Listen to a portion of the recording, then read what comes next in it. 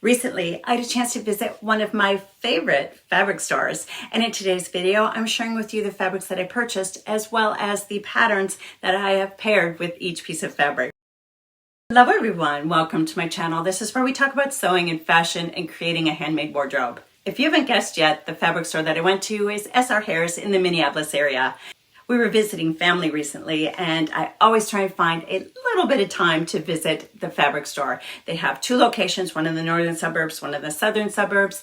I actually have a video. If you've never been to S.R. Harris and you're curious what it's all about, check out the video tour of the northern location. As usual, I had less than 45 minutes at each location, which if you've never been there, it can be very overwhelming. However, I've shopped there for years and years and years, and I knew exactly what I was looking for. Let's get started with the show and tell. This actually is a piece that I do not have a pattern for yet, but I know what I'm going to sew. I purchased a stretch linen.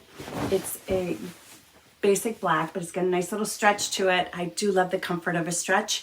And while I don't have the exact pattern chosen yet, this is purchased because I'm going to sew a pair of pants with a matching vest. I've been wanting to sew a pair of pants and a matching vest for almost a year now, and this is the season that I'm finally going to do it. And it's warm enough still in Texas that I'll probably be able to wear that vest as a sleeveless top through the end of October. This piece of fabric, this linen, is a linen blend. It is almost a chambray look.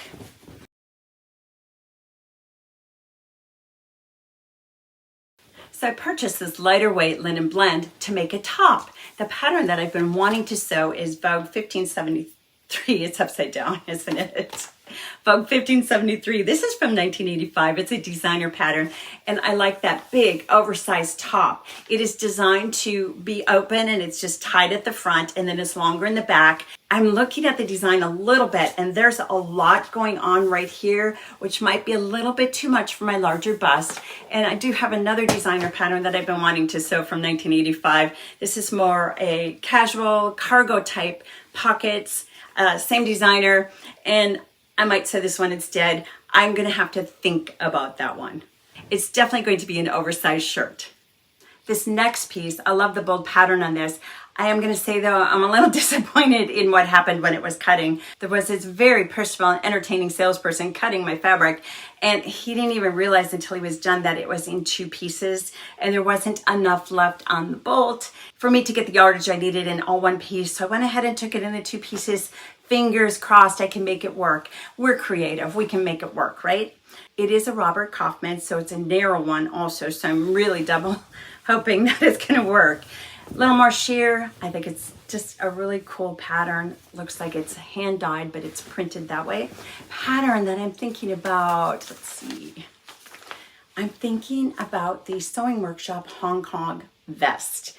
I've seen some really lovely versions of this vest made up online, and it's another pattern that I've been wanting to sew for quite some time. And just a little piece of trivia, if you did not know this, this is based on an Issey Miyake pattern. It was pretty well known when Sewing Workshop first started out that they would dupe a lot of the Issey Miyake designs. I think the design lines, which are pretty cool on this vest, combined with the print on this, will make for a really fun vest. I haven't sewn this before, so I don't know if I'll be able to wear it as just a top. I'm hoping, if not, it'll just be a layering piece when it does finally start to cool off. The last piece of linen I purchased is this floral print. Let me show you the drape. Kind of a mauve pink with some black and white in it, and I purchased it to sew this dress. Butterick 5881. This is a Katherine Tilton design. I love the color block one, but I don't have enough different fabrics to make that one work. I'm just going to do solid right there. This one does have some lace trim on it. I might add lace trim. We'll see how it looks as I put this together. And I obviously have summer on the brain when I was purchasing all these fabrics. Yeah, it's still incredibly hot, and we came back from our trip to no AC. And while I'm filming this, we still have no AC. So if you see sweat pouring off of me, it's rather warm in the house right now. Moving away from the linens onto the other woven fabrics that I purchased, I did get some Liberty of London cotton. I would never have paid full price for that. $49.99 a yard is out of my budget, and even at half price, which remember S.R. Harris, all fabrics are half price of what is listed on the bolt, except for special purchases, which are marked. Even at $24.99, it's a little expensive, but I really like it. So sometimes I splurge. And this is a splurge. It just feels, well, it doesn't look very fabulous, does it? Because that's the back side. Here we go. It just feels so nice. It's very silky. It's a silky cotton. It's just really nice. So I splurged on this one. Black background with floral print. And I'm going to sew 1954. This is a fairly new release from Vogue Patterns. I'm going to go with the short sleeve version because, again, it's really hot here. And if I get this sewn up pretty quick, I can still wear it for a few more months. I bought some denim because I'm going to sew McCall's 8408. This pattern was in my designer dupes video where I matched up designer looks or current ready-to-wear looks with patterns that are available to us. This was an exact dupe of a pair of jeans from Free People. And apparently I have no creativity at all because I bought almost the same color denim as this. I have dark denim on hand already, so I just bought 2 colors to coordinate with that. This blouse weight fabric, it's not really my color, but I'll tell you why I bought it in a moment. Let me undo this so you can see the drape. I purchased this because I've been wanting to sew this pattern. This is a Sandra Betzina design, 1904. You can see it takes 2 different fabrics. And I knew I had some brown fabric at home that I thought would match this. And I thought it would coordinate with the blues and the pinks. What I had forgotten is that the flower on the brown is white and this is cream. So I'm not sure if they're going to work together or not. And while I was at SR Harris, I even bought some trim that I liked. It's not exactly what was recommended, but I liked the color and I liked the little sparkle. I thought it pulled out the pink on that floral very nicely. Where's my pattern? And then that would go around the bib accent. And of course, once I got home and I realized these might not go so well together, I thought maybe I could sew the latest Sandra Betzina design. By the way, this is the last pattern that she's going to design for Vogue Fabrics. She has retired unless they re-release some of her older designs, which I wish they would because they're really kind of classic.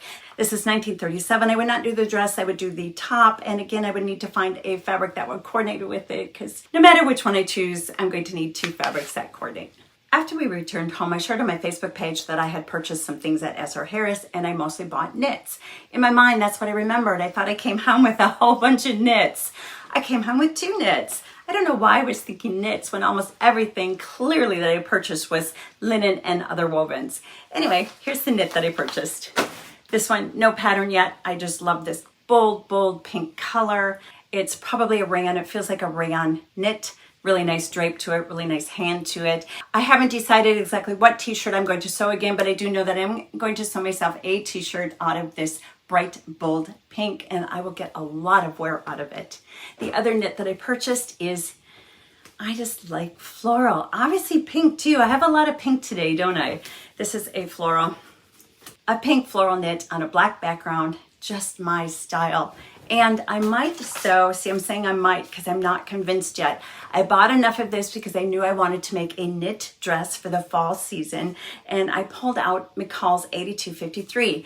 Obviously I like the design enough that I purchased the pattern and I keep wanting to sew this and I'm just not sure about that drawstring section right here. I know that I wouldn't have to draw it up that much, but then I kind of am losing the design feature. So this is a big maybe. This is going to be a dress. Has anyone sewn this? If so, leave it in the comments below. Let me know, yay or nay, your experience with this. Those are my fabric purchases from my recent visit to SR Harris in the Minneapolis area. I don't anticipate that I'll be back to the area for at least a year, so this should hold me for quite some time. Until I see you in the next video, I hope you have a blessed day. Happy sewing! And I bought, I might add some, like, blah, blah, blah.